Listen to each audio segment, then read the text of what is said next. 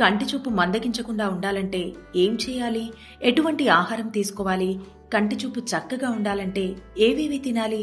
అనేవి ఇప్పుడు మనం తెలుసుకుందాం. క్యారెట్లలో విటమిన్ ఏ, బీటా కెరటిన్ ఉంటుంది.